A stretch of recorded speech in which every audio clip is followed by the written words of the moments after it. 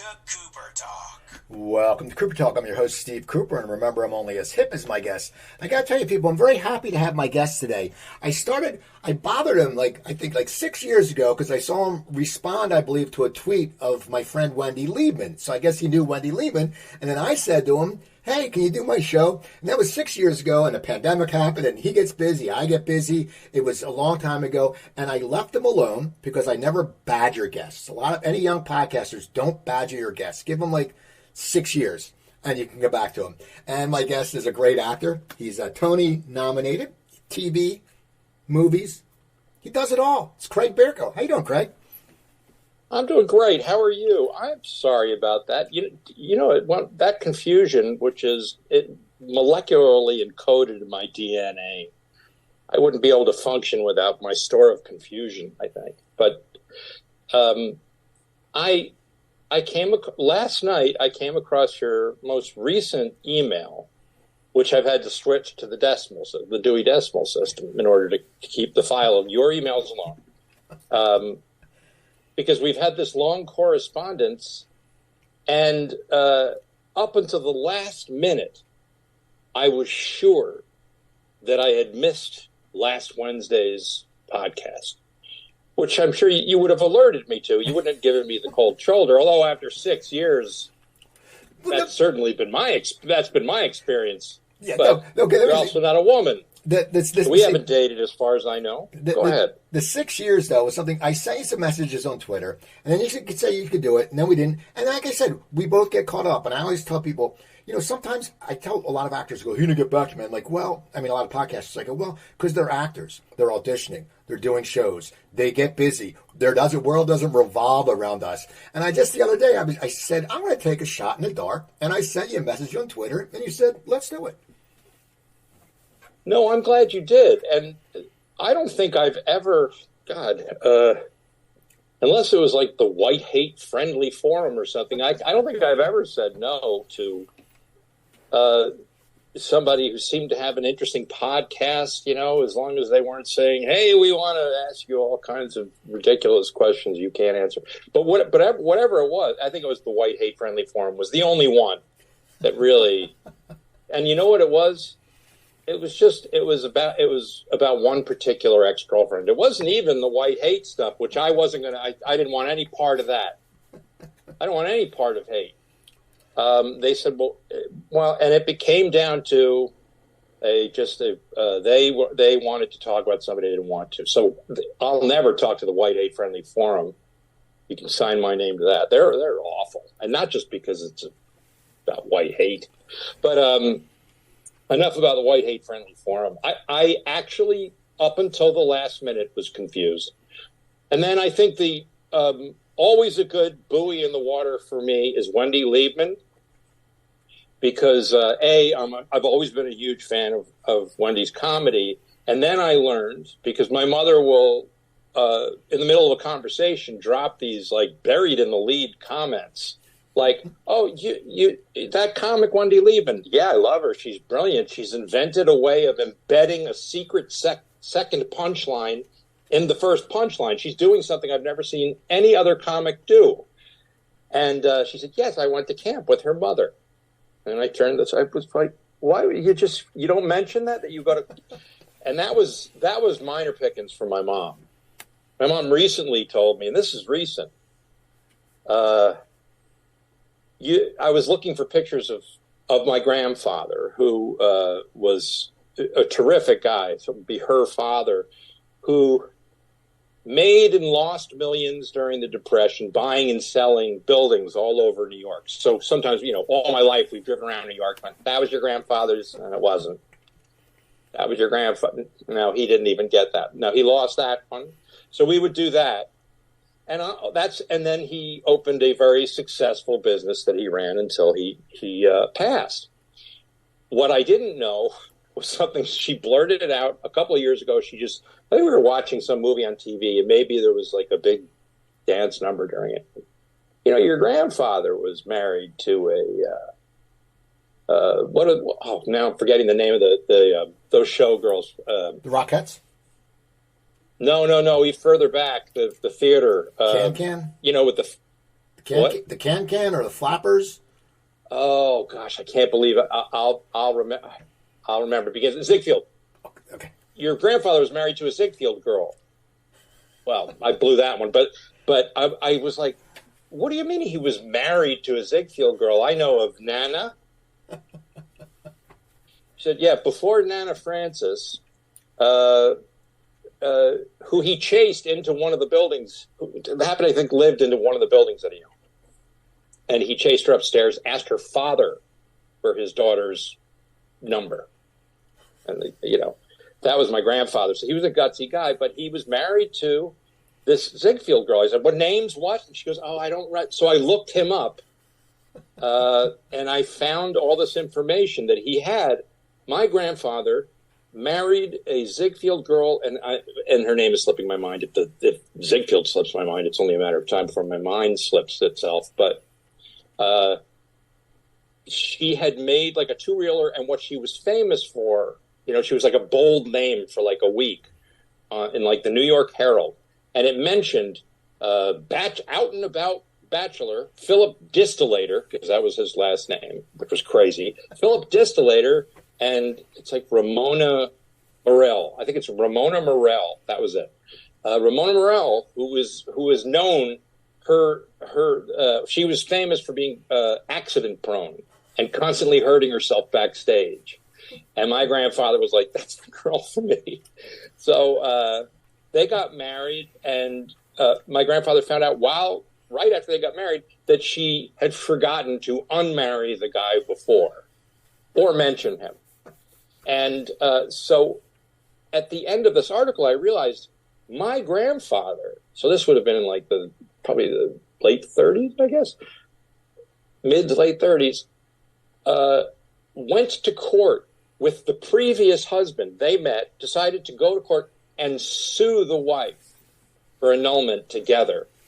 I don't know that it was the first by annulment I'd ever heard of, but they did. That's what my grandfather did. And I was like, Mom, these stories about buildings, you got to pepper them with something to keep us awake. That's really interesting. A Ziegfeld girl. So cut to me, I'm with my then girlfriend. We're walking into a party at the Ziegfeld Theater has been converted into like this convention center party thing. It was some big thing for CNN. I don't remember what it was, but we're walking in and they have all these girls dressed like flappers at the door. And I went, I just found out yesterday my grandfather was married to a Ziegfeld girl. Of course, thinking this would be interesting to a millennial who's just wearing whatever they told her to put on it. She just looked at me like, uh-huh.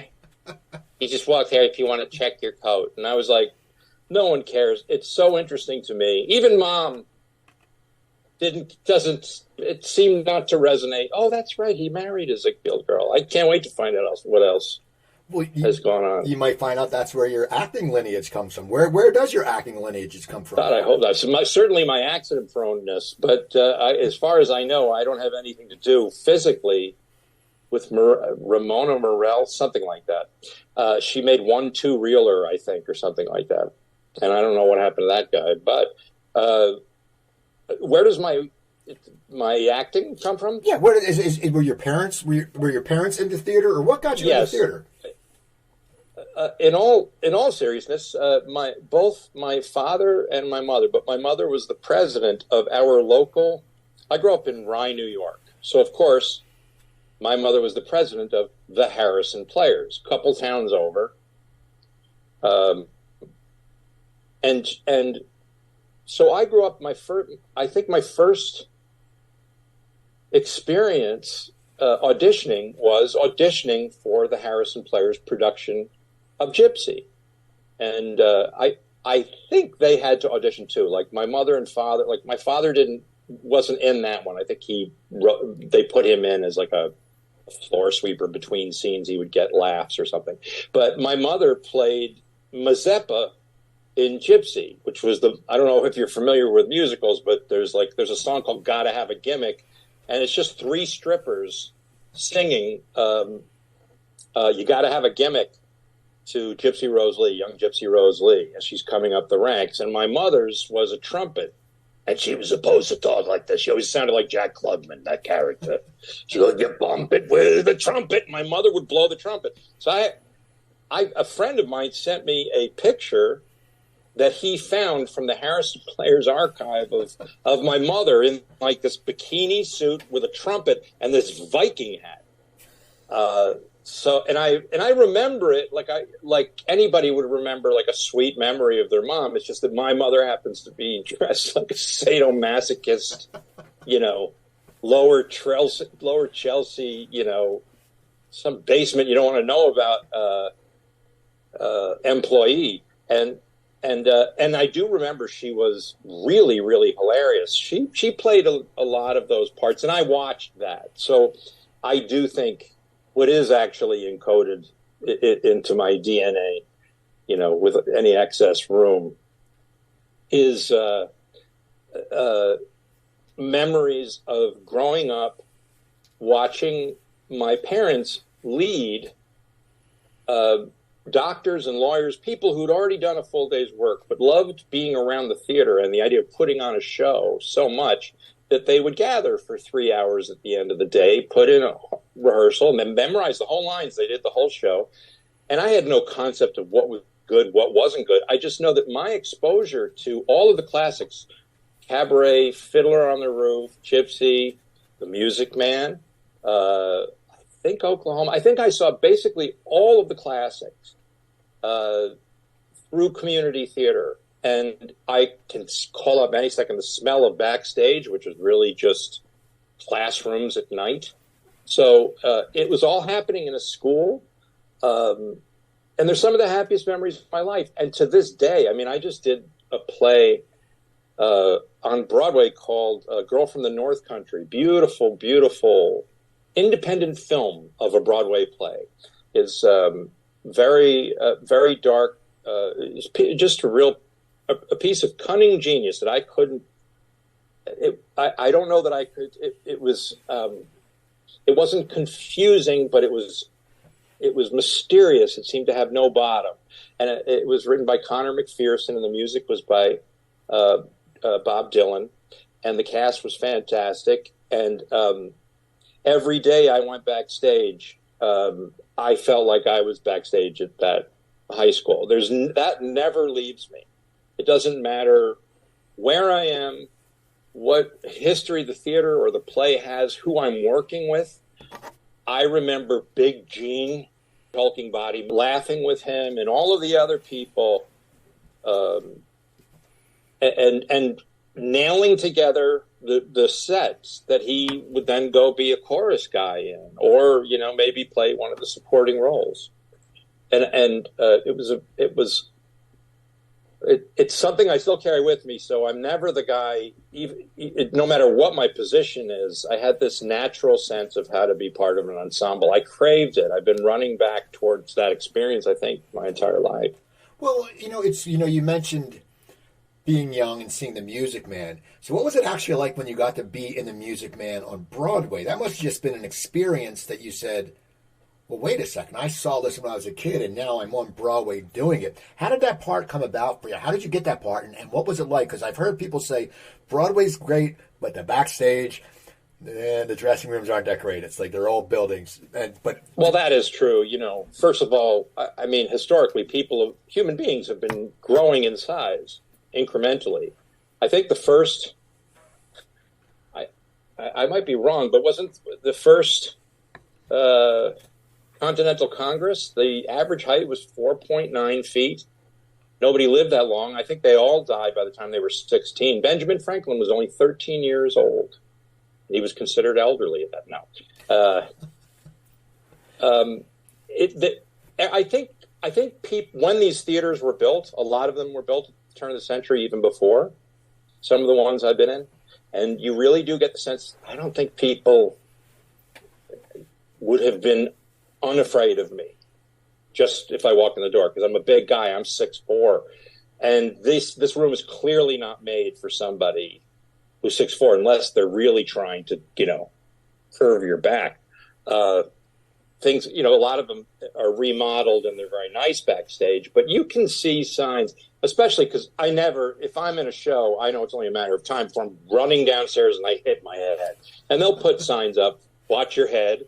And like an idiot, I'm joking. That's literally impossible. It doesn't help. It's the stupidest sentence in the English language. Can't watch your head. Usually leads to exactly what it is they're hoping I'll avoid. Doing some that physically backstage, I didn't expect anything at the Music Man, and I was all for because at that point I was around 36. So I'd already logged about a little more than 10 years in the business. I'd been doing it, but I hadn't done a Broadway show. I felt always, ever since a kid, because I grew up in New York and because of the history that I was telling you about, and the fact that my parents, like going to Broadway was a big deal. It was important to see Broadway shows. And I knew the Music Man cold by the time I was 8 because I'd perform it for my nanas when they would come over. But that's not the same thing as memorizing the lines, connecting, making sense of this iconic character that has to live and breathe on stage and has to want what it is that he wants very clearly, or the audience won't, but there's also a reason this play is done frequently throughout the country and the world, I would guess, in high schools, because it's easy enough for a child to understand those things.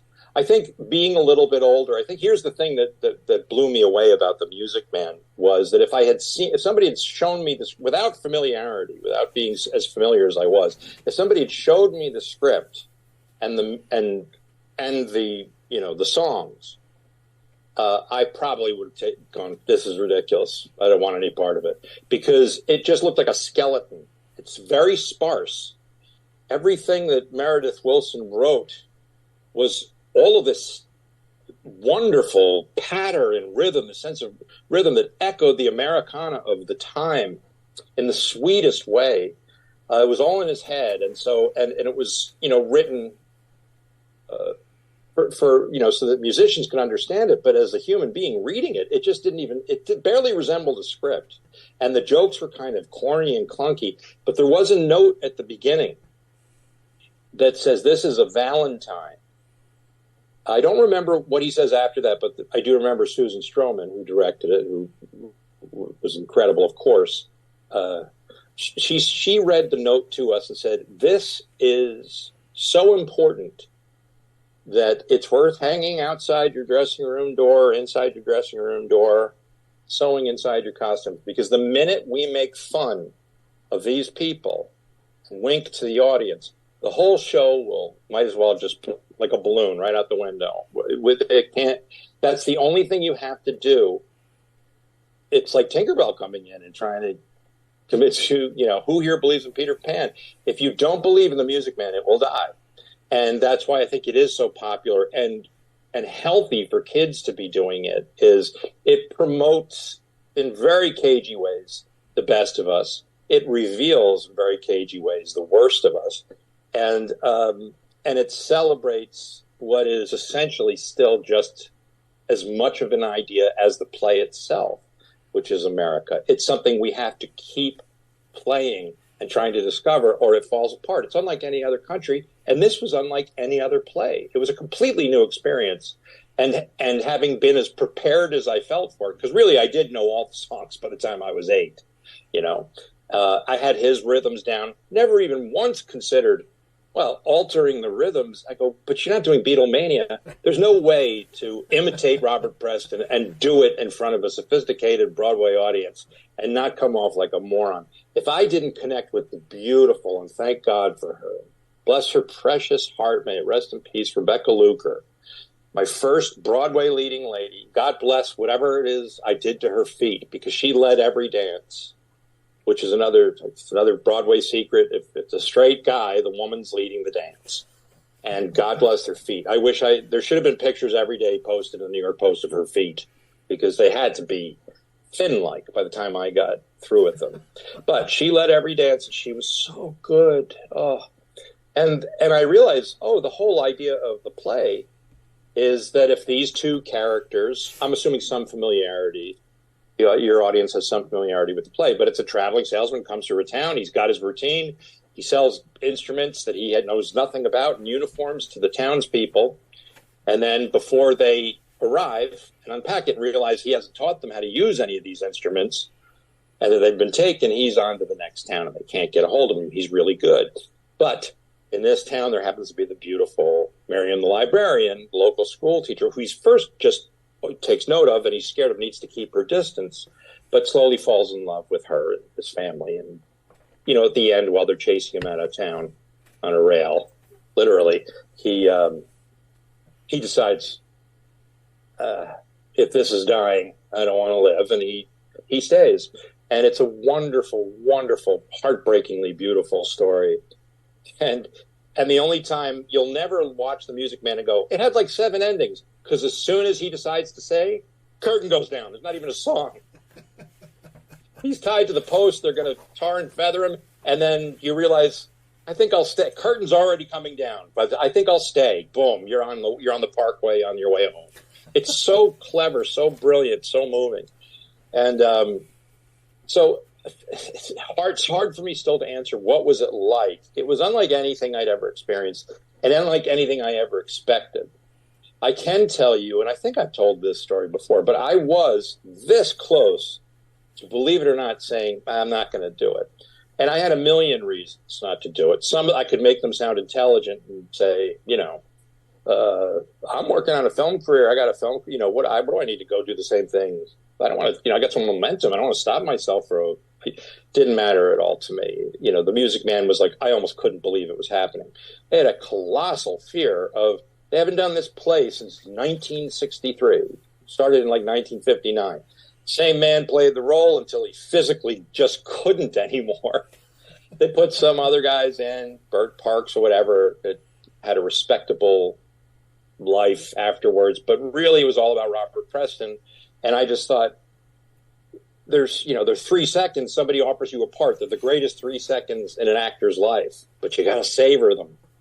Because after 3 seconds, all of your thoughts come in. Some of them make sense. Like, what are you doing? What do you think you're doing? You? They had no one. It's been no one. No one has done it. But you're going to do it. All of a sudden, you're going to do it. And just like, they're going to kill me. I'm going to die publicly on a Broadway stage. They're going to kill me. And I had a brilliant, thank God, a friend had led me to a brilliant shrink. He's actually got a movie about him on Netflix called Stutz. If you haven't seen it, I recommend it to everybody. It's truly brilliant. Stutz. He's a brilliant mind, way ahead of its time. Doesn't use this sounds real fruit and nuts, but it's not. He's Queens Boulevard meets mysticism in a kind of way. But I mean, he does believe like the universe is mystically constructed. So what he said, but he's also the guy who says, hey, is Blimpie still on 79th? We used to go to Blimpies every day. Anyway, I'm going to make a lot of money off of you. What were you talking about? Anyway, Stutz was great, is great. He's still around. But I was already hip deep into therapy with him. And I called him. I just said, look, I got this offer and I don't think I'm going to do it. And I'm not so sure that it's fear. I gave him all the other rules. He goes, well, I can't tell you what you're feeling, but based on my knowledge of you, I think it's fear. But let's talk a little bit about fear. And he basically, I walked out of there realizing that I was empowered. He just said, if you think anyone who's done this or any other play or anything great, this is a watershed moment. Now, you can avoid, and I will support you, pushing a watershed moment away, but watershed moments tend to be fate. And your destiny is what you do with that fate. I think I'm using the 2 words correctly, but I might have inverted them. It doesn't matter. The idea of being there are certain moments, when they happen. You meet somebody, somebody passes away, a pet, a love, or there's an event. And this was clearly, I mean, this play runs like a lightning strike through my family. So I knew that it was big, and I just thought, I've got a million excuses in the world, but he's right. This is about fear. So how do I manage this fear? Because I don't drink. I don't, which is not what I was held a good way historically. I've discovered not to handle fear. He said, yeah, there's no pill. There's no, you know what there is? There's fear. And the only thing that will save you is absolutely, because this is such good fortune, the only thing that will save you is stripping this magical seeming thing. You've loved the show since you were a boy. You already know it. It's fallen and it's come to you, and everybody in the world was auditioning for this, like stars. And she's chosen you, and you almost can't wrap your mind around it, nor should you. In a weird way, it's none of your business. The only thing that you need to concentrate is what we've been working on. And Stutz's whole thing, this is why I encourage anybody watch the movie, and then if it interests you, buy the books. He has this thing called the tools, and all they are little, it's something you use every day in life, little visualization cues that you sort of rehearse for a larger moment that comes. You have to confront somebody. You have to demand what you're worth to a boss. You have a moment with yourself where you're like, I got to call myself for not working hard enough. He's got tools that address all of these things. And if you practice them throughout the day, and they're simple, but they require you to sort of summon up the feeling of an emotion, use the tool, and then feel that feeling disintegrate. By the time those moments come, you've rehearsed for them. He was basically advocating rehearse for the big moments so they don't topple you. And I didn't even put two and two together. I'd been working on these tools to, it's as hard as you work on them, that's how much they'll help you. And so my default position has always been laziness. So I really, if I was hurt, if I'd had a breakup, I work on the tools really hard, get past the breakup, and now I'm on to creating my next spectacular failure of the woman. This was huge. He said, if you do this right, this will change your life, and this is your moment to apply these tools. If they don't work, you should fire me and sue me for back pay. But if you say yes, I had 3 months until I started a rehearsal in New York. So it was in a weird way, it was almost agonizing because I had 3 months to just like wake up like this every morning. And if I fell asleep,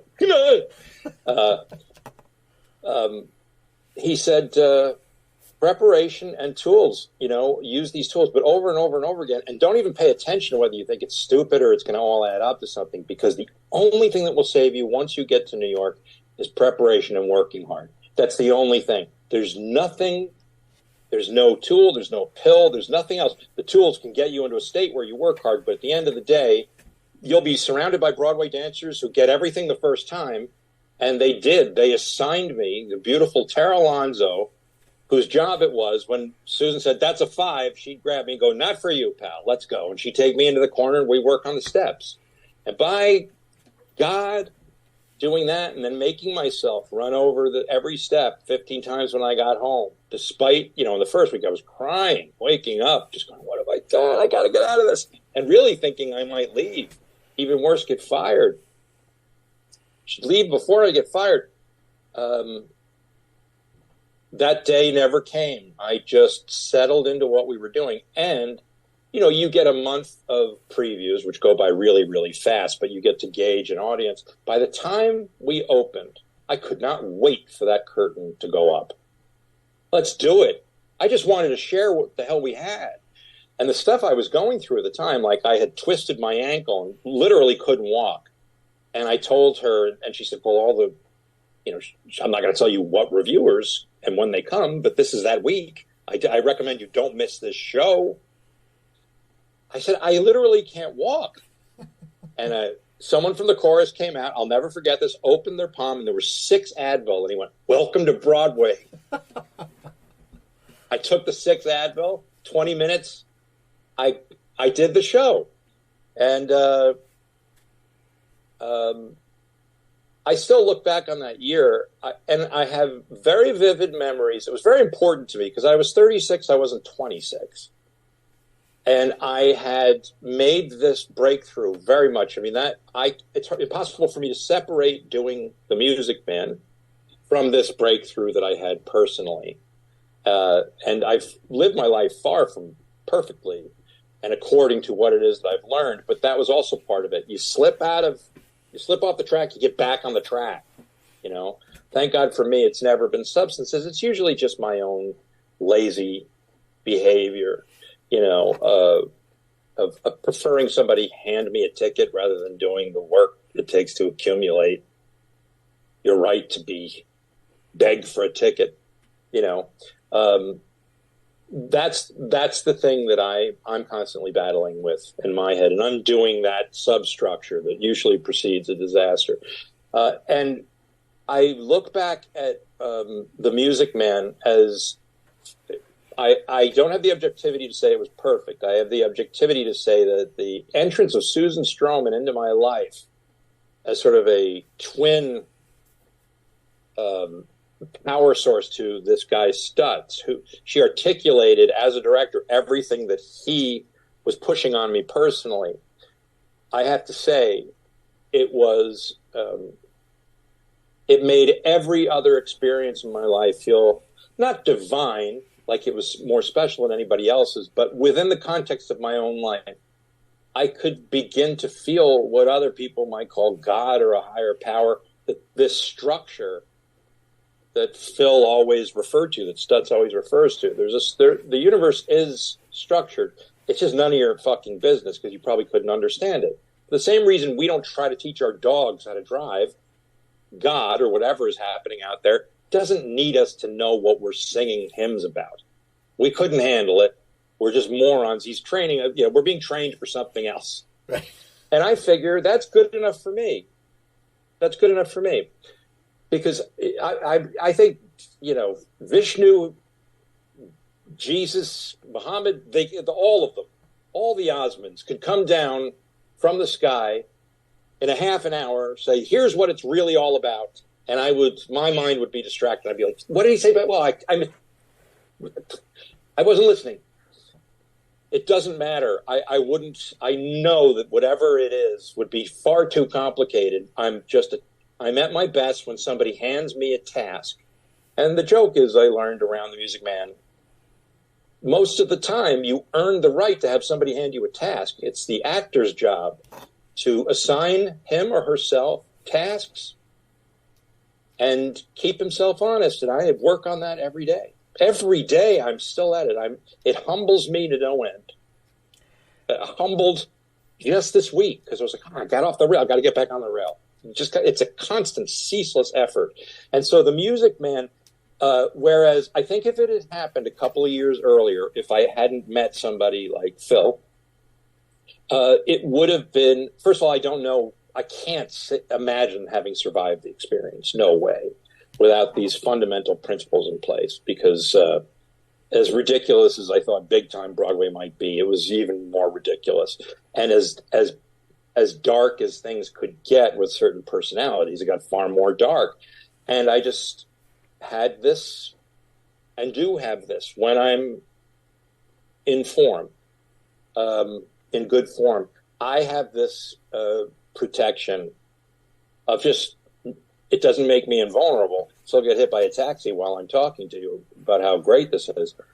But it's from the stuff that usually gives us agita, which is what other people think of us, how we're treated by others.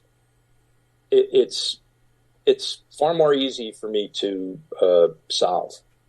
Hurts just as much, but it's easier for me to just sort of step out of anything I'm feeling and go, my feelings have nothing to do with this. I know this much about the way things work. And it's just very simple math. Do this every day. Be a good boy. Practice, and you'll be able to dance. And damn it if people didn't think I could dance. And I'm telling you, if you go see the Transformers,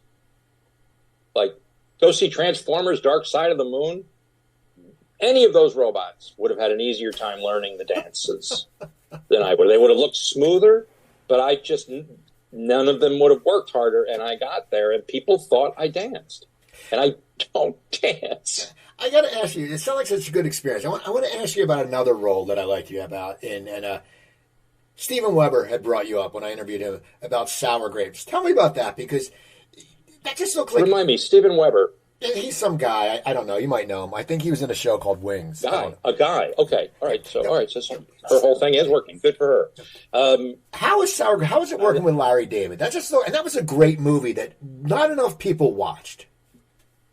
Thank you for saying it's a great movie. I never judge anything that I see, and I rarely see anything that I do. Unless I'm trying to mark something or grow in some area. But so I haven't seen that for a long time. I recently saw one scene, and I remember working, and this is pretty illustrative of what it was like working with Larry David, which, by the way, if whatever myth there is that he's anything like the character on Curb Your Enthusiasm, he's not. He is, I don't know him as well as other people do, but I feel like I got to know him as well as, anybody who's working around the director for 3 or 4 months. And while I was out there in Los Angeles, had a bit of a friendship. We'd go out to lunch and just laugh. And he never lost his laugh, ever. If you did something funny, and I heard that about Jack Benny, too, that one of the reasons that he was absolutely beloved. And I did always hear the story that if you said something funny, he would fall to the ground and start pounding the floor. And it didn't matter who you were. He just loved to laugh. And he had been doing it for so long that he didn't need but you're Jack Benny. He didn't need any of that. And I think he also, it's a sign of greatness that he gave so much of the Jack Benny program to other players. A lot of the other characters they'd actually get the laughs. And someone asked him about that, and he said, well, first of all, from a sense of business, everybody's going to be talking about the Jack Benny program tomorrow, So this only helps me. But also, I just like funny. I like what's funny. If it works, it goes in. And and I know my character, which is this cheap, conniving, ridiculously cheap, but doesn't understand why everybody else doesn't think he's generous kind of character, like his blind spot. My job is to play that. And I also know, after years of cultivating this character, which lines should be mine and which lines will set my character. Because my character's so well set up that all I have to do is look at the camera. I'm talking about him in the first person like anybody has a right to. But I feel like, I watched him growing up, and I just had his number through my grandmother, I think. I used to watch how she laughed. If she laughed at something, I knew it was funny. It's only a matter of time. And so Jack Benny, Tim Conway, Carol O'Connor, these were people who could reduce my grandmother to tears. And all of them it was all behavior. It wasn't funny lines. It was behavior. And that's what made my grandmother laugh. And this was a woman who literally had, used to talk about, she'd see a Nazi on television, go, those bastards. Because she actually saw a Nazi kick down her door. Like, actual visually saw a Nazi. So she knew what real ugliness and terror was. And I think these people are a little bit ahead. If something makes them laugh, they have my attention. And she was infallible in that way. My brother and I always laughed at the same thing. It's funny, we were 2 years apart, so he was the guy next door, basically, until he graduated college, and then we got to know each other. I'm the guy next door. How are you? Good to see you. But the way we bonded growing up, because we had so many differences, and I love my brother. Now, I always did, but the way we bonded when we were kids is we were watching the same show on our TVs, and you could hear the laughter through the walls. And I used to go, that's how we're hugging right now. And now we hug. But there was so much that came through humor. in working with Larry, to get back to your question, I recently did an episode of Curb Your Enthusiasm. So it's been 20 years since Sour Grapes, and I think that's all I'm allowed to say. We actually got a letter, not to. I don't even know that I'm allowed to say it, but I do wander in and out of the show, and I can tell you, even more than I expected. He's still that guy. You say something funny and you drop him. He just will fall right out of frame. And it was delightful. It's hard to look at somebody who has so much more than anybody else, wealth-wise, and go, God, I would give them more if I could. With the amount that guy has made me, people I know laugh when I'm in no mood for laughing.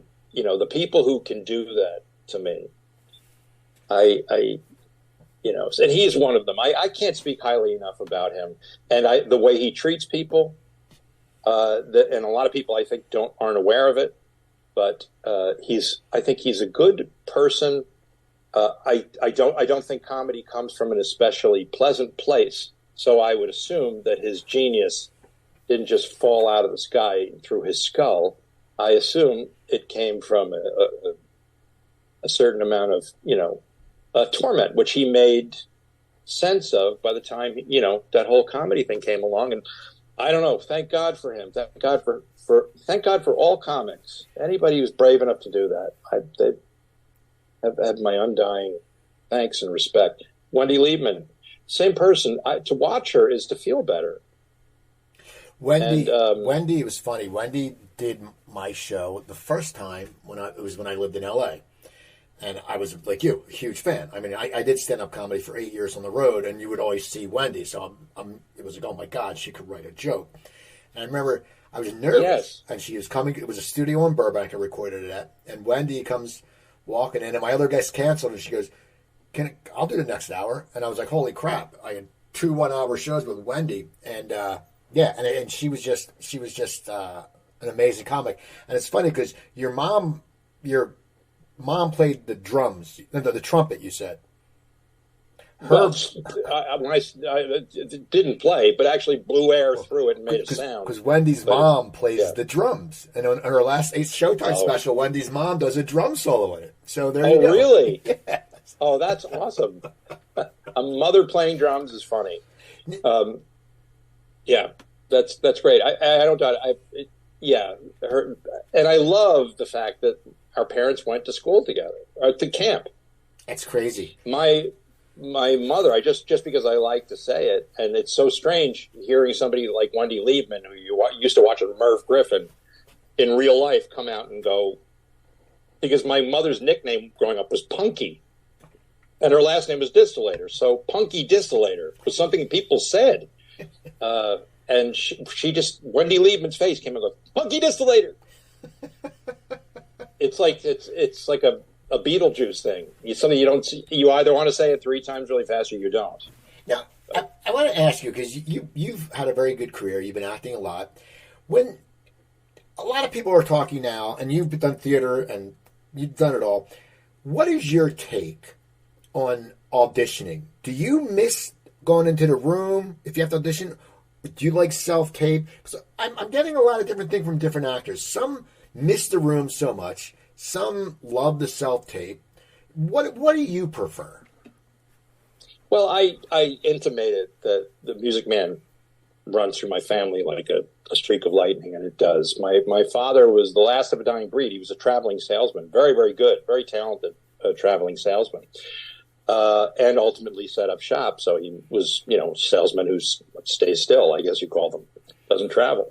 But it really was the end of an era. My brother Scott played Harold Hill in the 5th grade night of music. So I was 2 years younger. I was in the 3rd grade.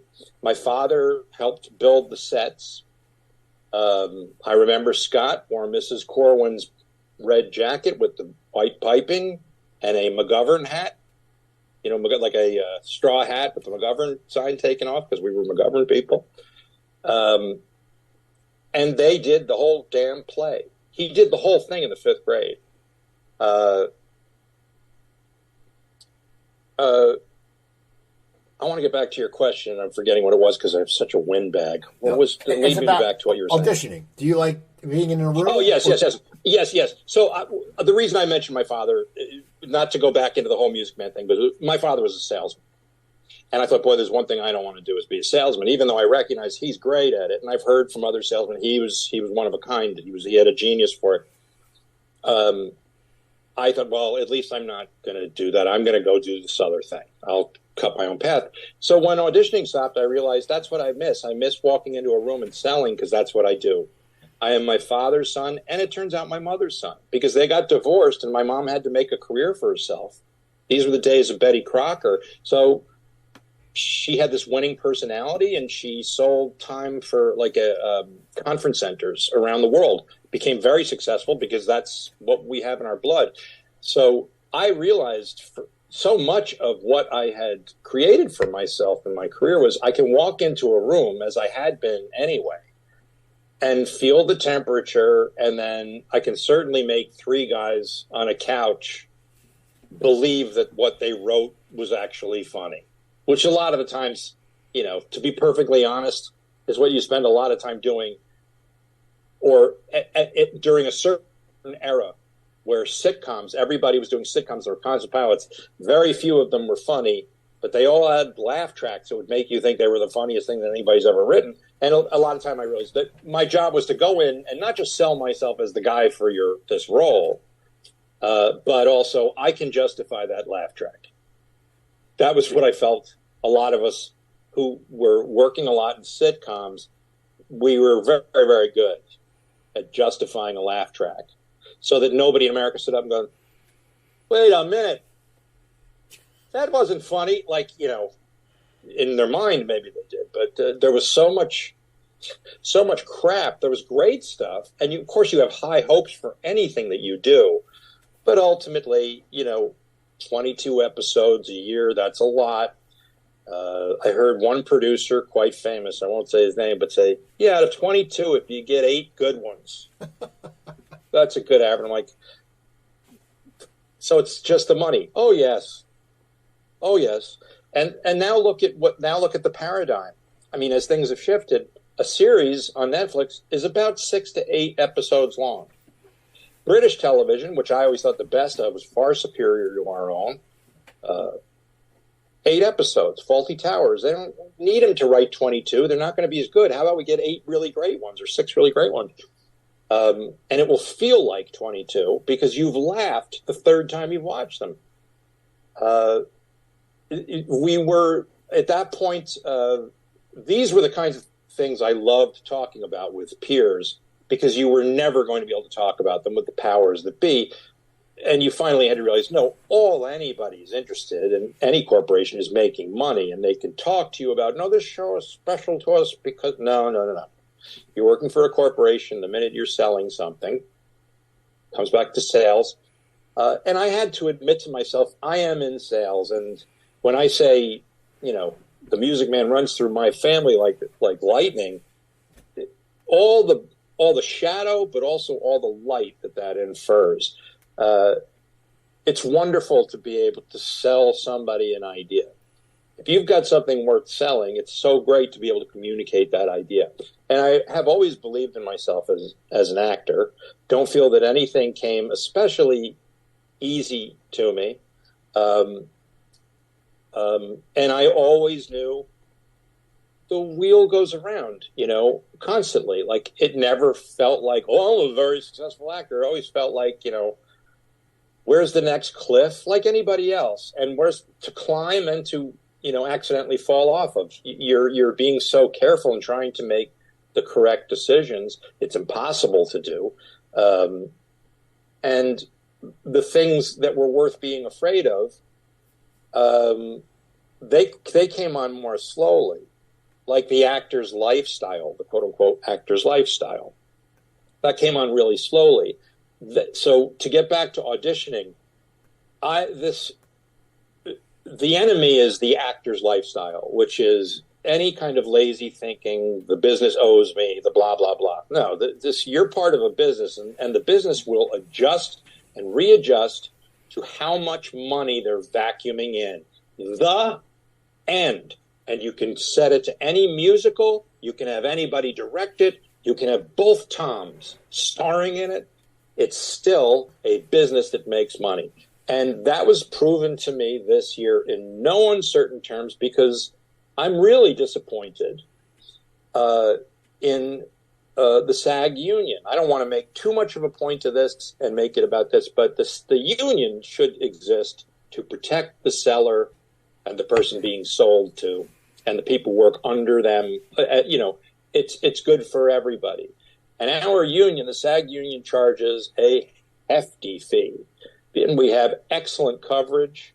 We have, and for reasons that I just assumed, had excellent representation. But that depends on who's running things. I have to say, I'm not as familiar with I've never wanted to be involved in acting politics. It's exactly what I've been running from and why I chose to be an actor. But there are times where you have to be political. After 9/11, you couldn't be an American and not be political if you were older than 7. It's going to affect your life. You had to have an opinion about what you just saw. And what we saw then, I believe, was a sea change. It has nothing to do with supporting or not supporting our troops.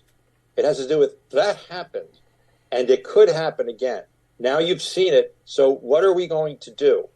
How are we going to work together to try and make I don't know what kind of grade we have. Time will tell, but in terms of acting and what's happening with auditions, there has been a sea change. This pandemic happened, and because there was a global emergency, every actor who just wants to work said, oh, okay, at least we're auditioning. I'll tape myself on a phone and I'll talk to the wall or I'll call a friend or whatever. Because it's a global emergency. And that went on for 3 years. And some people, there were a couple of productions that coasted all the way through, but there were few and far between. And then slowly as work started coming back, after 3 years, which had caved in the careers of plenty of actors who had to start all over again, financially, or who left, or who died. This was a big sea change. And my opinion of it is that it's not a good thing. Auditioning on a telephone is not a good thing. But it doesn't matter what my opinion of it is. And the only disappointment I've experienced is that I think it's probably worth fighting for to get back in the room. The acting isn't like other, dancing requires, you can't dance on Zoom. You can't partner on Zoom. Arguably, you can't really do much more than this on Zoom, although I've seen some pretty good theater on Zoom. I understand you can pretend to copulate. You can basically pretend to do anything. But you can't get a feeling. Sitting with you at lunch, I would know you much better than I know you now, and vice versa. I am whatever it is I'm saying, or whatever impression you're getting from what's behind me, whatever the hell my hair is doing, which I should always preface with an apology. I have no idea. I'm really disappointed that the union, and I don't know that they would have won this fight, because at the end of the day, everything's up to the producers. They have far more money, so that when there's a writer's strike or an actor's strike, it's kind of cute to them, and things will stop.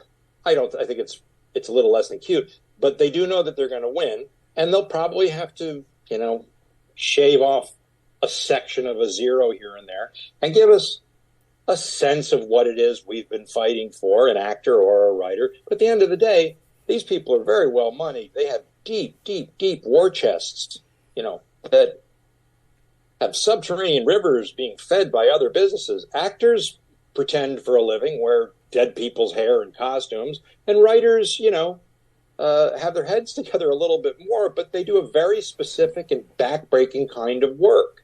And to advocate for the money that we deserve, well, that's a noble thing. To go on strike, even though okay, maybe we'll get a quarter of what we're asking for, which is what usually happens.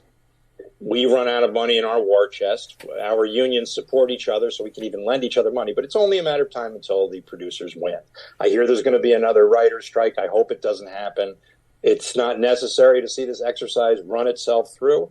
But if it's going to help writers and their families secure a better future for themselves, I'll stand by them as long as I can. I support that. I think that's what unions are for. But it should be the union on behalf of who they're representing. It's very hard doing what we do, and we elect more often than not people who do what we do to lead these organizations, which is why, as we have an actor who's leading our organization, and she should know damn well that she does know that this machine doesn't work well for the actor.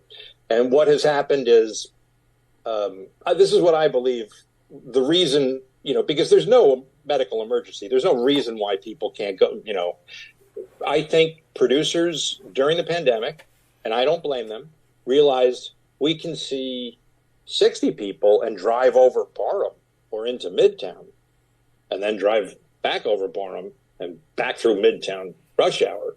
Or we can see 600 people and just look at the videotape and push fast forward if we don't want to. And that's not going to change. I've been told that's it. It's not going to change. Heartbreaking thing to hear, because I really did hope. I can't wait to get back into a room so I can, an actor, I think of a certain caliber, you realize I've already got this. It might be because of information you've received beforehand. Like you're walking into a good situation. You're far enough in your career. I haven't revealed myself to be a crazy person. Now I got to do a competent reading. That's all gone. What you get is whatever you're looking at right now, 2-minute long scenes, or they're really crazy and they give you these 5-minute scenes and you have to memorize. And you're doing them in your living room. And they're not actually seeing what it is that you can do. You kind of feel terrible when you send it in. This whole myth about, well, I get to do it as much as I want. The actor's usually not the best judge of their own work. Usually your first pop at an audition, if it's not enough to, get their interest, you probably didn't have the greatest audition. We're not auditioning anymore. The paradigm has changed. And the reason I get upset at the union, and I'm frustrated with the union, is that they didn't put up a fight. Instead, I went to exactly one meeting. It was online. And I thought they were going to say, here's what we're doing to get you guys back in the room. They said, we're never going back in the room. So let's talk about how we can make the most effective tapes that we can. And I just turned the damn thing off because anything short of the two Toms, I keep referring to Hollywood as the two Toms. The two Toms that don't have to audition and will never have to audition for anything ever again. Anything short of the two Toms and the whole coterie of people who are part of the two Tom family. Big actors who don't have to audition.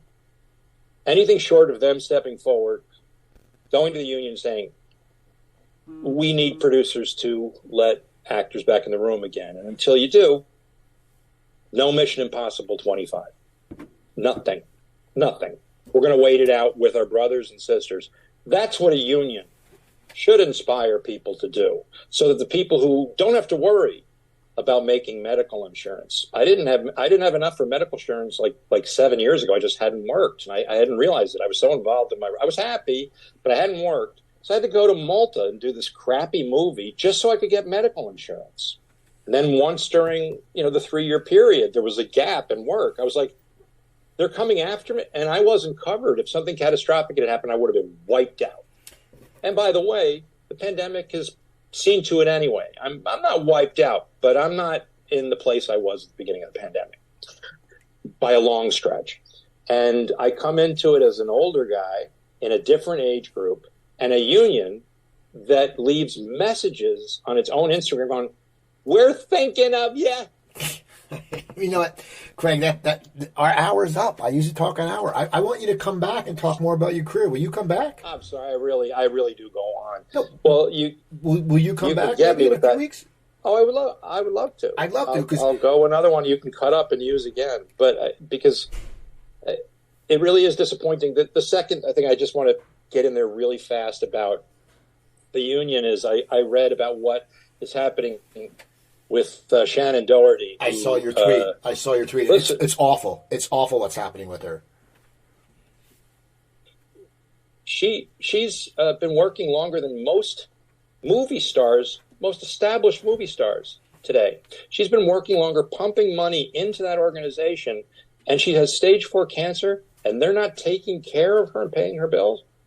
She has no insurance. Well, then I don't understand how unions aren't just an adjunct to the business itself or a separate business itself. Because as long as anybody is buying anything for pleasure with money that I'm paying into a system that I want designated, because that's me, but it's also another human being who has dedicated her life to what I dedicated her life to and what our union is supposed to be protecting. Yeah, that it doesn't even piss me off. It's such a grave disappointment, and eventually worth standing up for. If they don't, hopefully there's been enough backlash that either the administration will change, or we'll have a fight on our hands about something that's worth fighting about. Well, I want to thank you, Craig. How can people get in touch with you? How can people get in touch with you? I know you don't tweet as much as you used to. You used to tweet a lot. You don't. Well, I find Twitter's change, right? Yeah. So I'm whatever. I don't have any opinion of Elon Musk. I just know that whatever it is I'm doing or whatever I'm saying, I'm out beyond the barricades, man. I don't see any of the names that have become familiar to me. I've been tweeting and really enjoying it for more than a decade.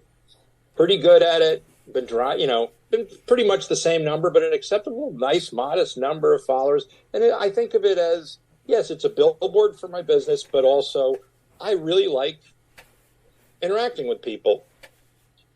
Because of who I am, I guess maybe politically or whatever it is that's happening number-wise beneath the surface, I'm out beyond the perimeter. I'm out in the land where pharaohs died. I'm just like, I can't reach anybody. So I'm amazed that anybody sees anything I tweet. But yes, you can follow me for the time being at Mr. Craig Bierko, and then maybe even include a reason why I should stay on Twitter, because, man, I'm so close to leaving that place. I'm also Mr. Craig Bierko at Instagram, where I spend more time. You can follow me at Craig Bierko on Facebook. I'm not verified there, but you'll know it's me. I have a leather jacket, really short hair, and I also have Craig Bierko adjacent. If sometimes that fills up, so I have Craig Bierko adjacent. I just share the material because they limit followers.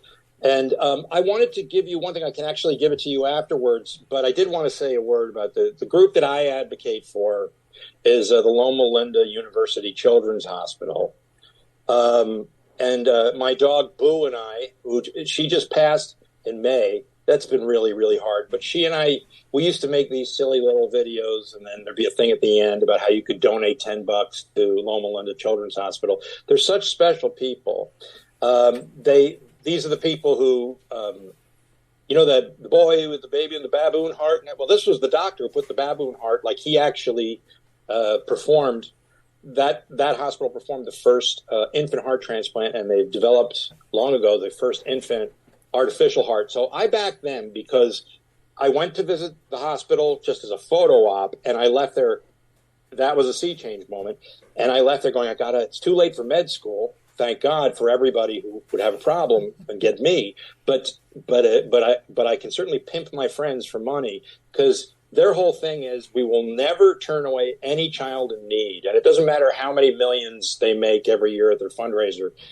That they need an infusion of money to keep a promise like that alive. So I work for that, and I can put the address if you've got or something that you can put up when you air this. I'll give it to you afterwards. I will, yeah. You can put under here. Definitely. Go like that. Send me that. Or on your webpage or something like that, where people can just send. And if you got $5, it's worth it. Send it to them. They're so good, and it means a lot to me. Well, and in the memory of my dog, Boo, who I miss horribly. I want to thank you for coming on. People, go check out Craig. I'll put that up when I post the episode. I'll put that link and donate to him. Go to my website, coopertalk.net. You can find over 950 episodes. Email me, Cooper at coopertalk.net. Twitter, I'm at CooperTalk. Remember, I'm Steve Cooper. I'm only as hip as my guests. Don't forget, drink your water, eat your vegetables, take your vitamins, and I'll talk to you next time.